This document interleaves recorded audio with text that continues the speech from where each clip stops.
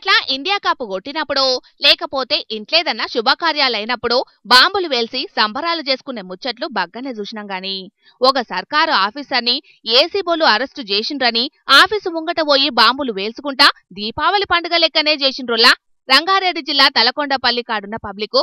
అయితే గీడ పనిచేసే నాగార్జున అనే ఎంఆర్ఓ రైతుల పాలిట రాబందు లెక్క మారి అవినీతి సొమ్ము కోసం ఆళ్లను పీక్క తింటున్నాడట. ఏ పని చేయాలనన్నా మొదుగాల సారు చెయ్యి దడపాల్సిందేనట, లేకపోతే గా పని మీద ఆశ ఇచ్చిపెట్టుకోవాల్సిందేనట. గట్లున్నదట మండలాఫీసుల సారు పనితన. ఇక గీ నడుమ భూమి మ్యూటేషన్ చేయాలని గదెనొల్ల భూమి పట్టా పేరు మార్పు కోసం పోయిన ఒక రైతు తన 1,50,000 రూపాయల్ని డిమాండ్ చేసిండట. అయ్యో సార్, గంతగనం పైసలంటే నా తాన లేవని ఎంత బతిమలాడినా ఇనలేదట ఎంఆర్ఓ. ఇక పని కావాలంటే పైసలు ఇయ్యాల్సిందేనని ఎంఆర్ఓ గట్టిగానే చెప్పే వరకు 10,000 రూపాయల్ని పట్టుకొని పోయిండు రైతన్న. అయితే అదివరకే గీ ముచ్చట మీద అటు ఏసీబోలకు కంప్లైంట్ చేసిండు రైతన్న.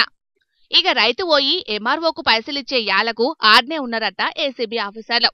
ఇక 10,000 రూపాయలను లంచం తీసుకుంటుంటే రెడ్ హ్యాండెడ్ గా ఎంఆర్ఓను ఆయనతోటున్న విఆర్ఓను ఇద్దరిని అరెస్టు చేసి తీసుకుపోయిండ్రు ఆఫీసర్లు.